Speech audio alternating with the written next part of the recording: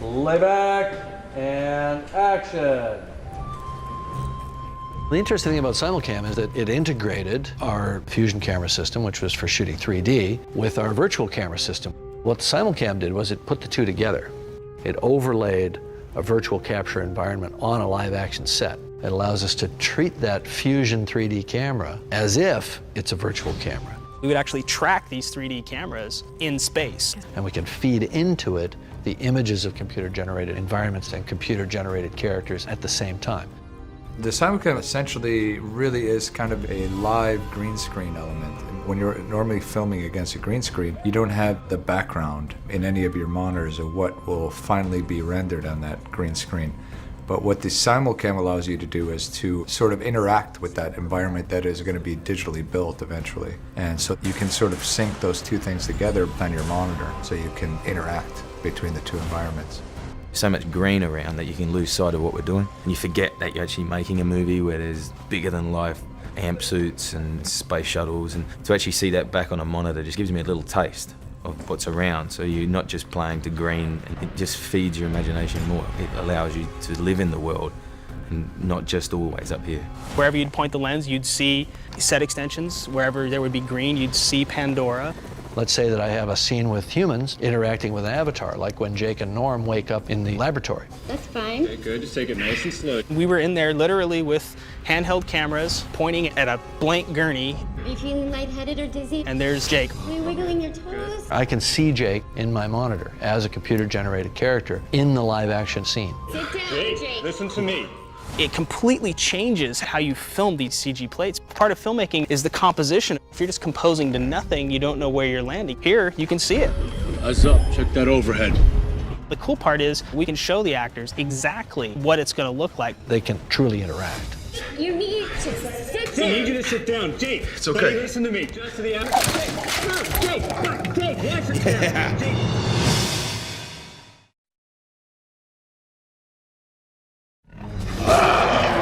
Thanator is the king hell predator of Pandora. I visualized it in the writing as a six-legged, armored, panther-like creature. You have like big teeth and this sort of muzzle that comes forward. And Jim had been very clear about certain aspect that he wanted, which is this fleshy kind of pads, right, that lie flat, except as a threat display, when it's about to attack, they flare out. Again, it all pretty much comes down to Jim and his sketches. You know? I think it went through some detailing passes, but pretty much that's his creature. One thing that he added to the design were these flaps on the sides of the mouth that sort of roll back as it's getting ready to bite your head off. Just brings you up another notch. What about this one? Run? Don't run, what? Run! Definitely run! We were shooting these Thanator sequences, and we started with having Ruben, our stunt double for Sam, running from the Thanator and getting picked up by the Thanator and shaken like a rag doll and thrown on the ground. And I mean, these are just amazing stunts. I mean, just the energy, the force that was generated and that he was able to withstand. The way that Thanator flings him on the ground is pretty amazing. You know, the punishment that he took, you know, in the name of art.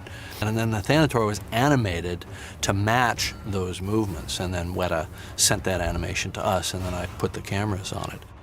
And that idea that we would not just be sending everything unidirectionally to Weta, but that we would send them something, they would send us something back, then we would send them more. It became kind of a feedback loop. But it got more sophisticated later, because when we were doing the big fight between Quaritch's amp suit and the Thanator at the end, we had to figure out how to choreograph this fight. And for me, I was all about trying to do things I could direct, that I could actually get involved in. So we decided to have Alicia, Vela Bailey, actually be the Thanator. Then later, we also captured Zoe as Neytiri, riding the Thanator. So here Zoe is essentially riding the motion of her own stunt double. It's all very bizarre, you know, how this works. But we put Zoe on this Thanator mock-up, which was really just this kind of thing that we grabbed, and myself and the stunt coordinator, Garrett, and a couple of the other stunt guys, we just grabbed this thing and we tried to shake it around like a bull at Gillies, see if we could throw her off. I don't think we ever threw her off. The Thanator is a medley of a lot of different animals, you know, modified. And it has a leopard cry that's very much a signature. I remember reading the script and thinking, oh no, this guy's gotta be really badass. And at the same time, have a lot of components based in rage, but also sort of raging frustration. The Thanator is like a great white shark is to a scuba diver. It's just death. When it comes after you, it does not stop. It just digs everything out of the way. When it's toned you up as a target, you're not gonna make it.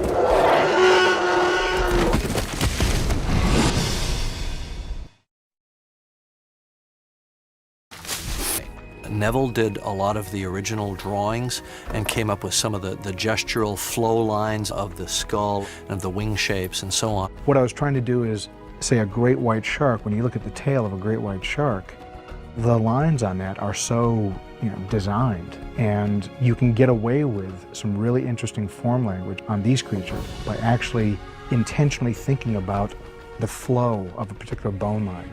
And it really lent itself to some unique forms. It has to be able to fly, and not just fly like any bird, it has to be a stunt bird, because in the movie, of course, this thing isn't just kind of flapping along. We had to make sure that the design allowed the creature to move the way it needed to move. It needed to take off from a hanging position, almost like a bat.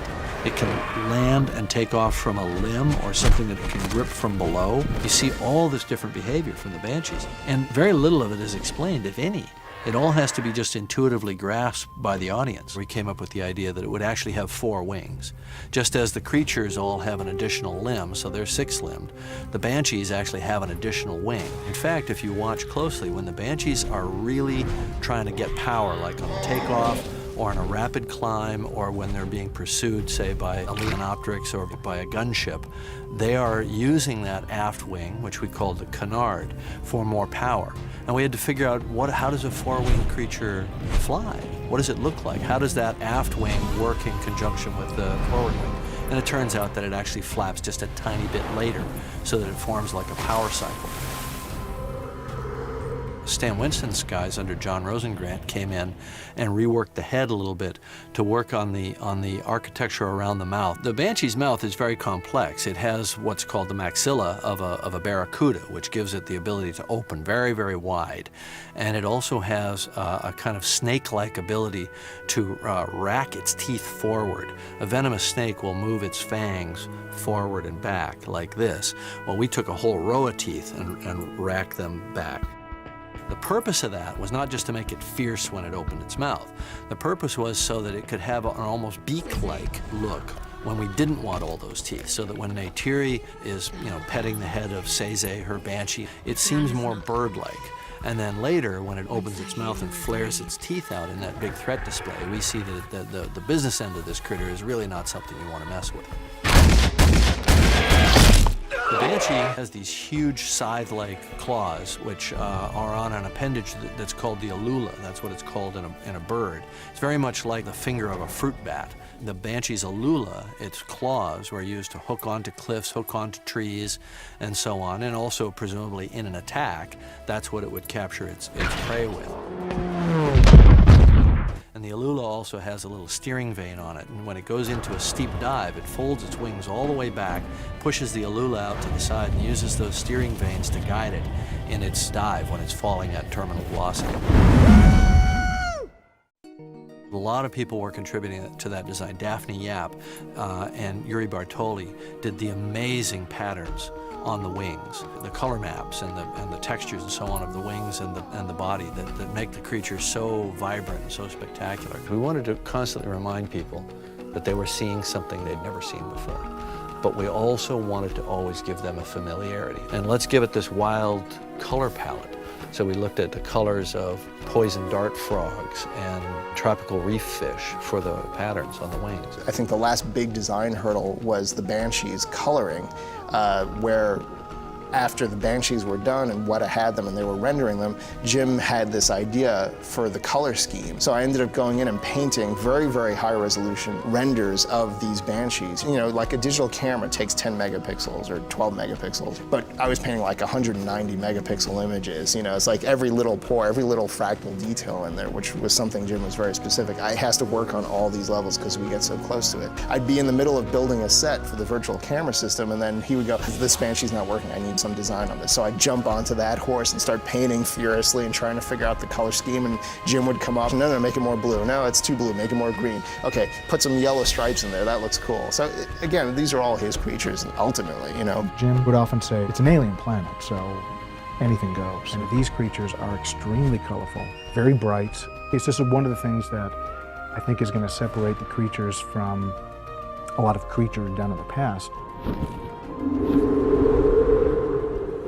It's really interesting because people have talked a lot about the Na'vi language and what it took to build the Na'vi language. They never talked about the Banshee language, but there is a Banshee language. It makes all kinds of different sounds, and those sounds mean different things. There's the distant call, and then there's a kind of a greeting cry, and then there's a threat display, a roar,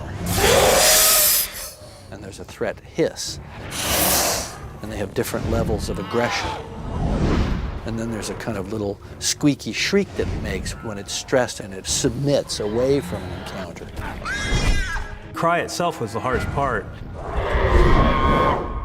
I experimented with a tremendous amount of large raptors, birds, as well as a lot of baby creatures, baby cougars, baby swine, baby cubs of various different natures. And I just started building a palette of calls and sent them down to Jim, and he started picking some of the ones that he liked. So he really built a path for us to follow. Our movement coach, Terry Notary, performed some of our creature movements. When we were filming flight paths of the Banshee and we had our little maquette puppets that we were capturing, Terry actually flapped his arms as he was the wings of the Banshee. As we worked our way through all these problems of virtual production, we really found that flying the Banshee was the hardest problem. We just kept coming back to it, and we never really cracked it. We started off thinking that, well, when you want to bank the Banshee, you lean into it the way you would on a motorcycle. That turned out to be completely wrong, because if the Banshee banks that far and you bank even farther, you're going to fall right off head first. So it turned out that we had to do the opposite. As the Banshee banked left, the rider had to shift their weight to the right to maintain a center of gravity. So it turned out to be the team to do all those moves. Then the rider would have been just along for the ride. They would have always been reacting later to what the Banshee was doing. But these people are supposed to be riding and directing the Banshee with the power of their mind. So they needed to move together. They needed to move in this perfect flow, or even initiate the movement. And so that's what you see. And then we've had to figure out how to do it all in sync with the flight path we had created. We created these flight paths, had all the bank maneuvers in them based on the terrain and the timing of the shot. So now we had to have the actors banking in time with the flight paths. Bank. Level. Flare. Flap. Flap. Flap. Jump. And again, that was done manually, so it had this really organic quality. And I think it's just stunning the way Zoe looks riding her Banshee and the way Sam looks riding his Banshee. They just look so perfectly attuned to those animals.